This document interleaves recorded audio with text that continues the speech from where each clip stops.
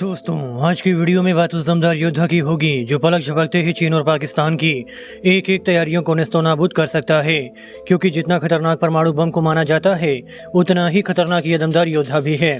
बस फर्क इतना सा है कि परमाणु बम के टारगेट में मानव जाति होती है, जबकि इस योद्धा की टारगेट में इलेक्ट्रॉनिक डिवाइसें होंगी। किसी भी देश की सीमा की सुरक्षा के लिए सैनिक के साथ साथ इलेक्ट्रॉनिक डिवाइसों की भी मदद ली जाती है।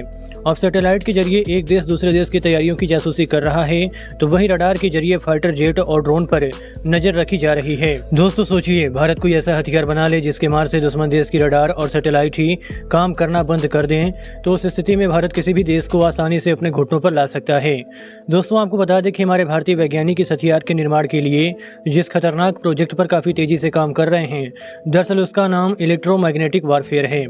जब भी इसका उपयोग किसी इलेक्ट्रॉनिक डिवाइस पर किया जाता है, तो ये इलेक्ट्रॉनिक डिवाइस की प्रोसेसिंग यूनिट को रोक देता है। इसके निर्माण पर भारत की डीआरडीओ काफी लंबे समय से कार्य कर रहा है।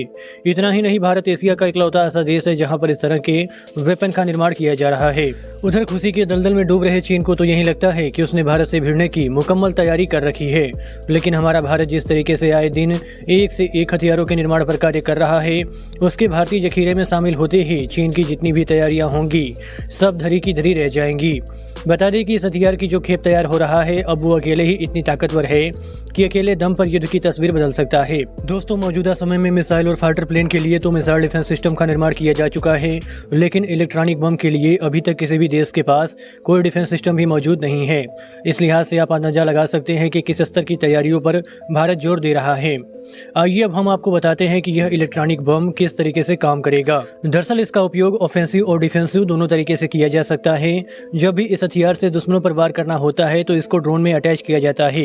किसी इमारत या किसी सैन्य क्षेत्र से जब यह गुजरेगा, तो इलेक्ट्रोमैग्नेटिक के जरिए तरंगे उत्पन्न करेगा और तरंगे दुश्मन देश के इलेक्ट्रॉनिक डिवाइस को अपने नियंत्रण में ले लेंगी, जिसके बाद इलेक्ट्रॉनिक डिवाइस काम करना बंद कर देगी।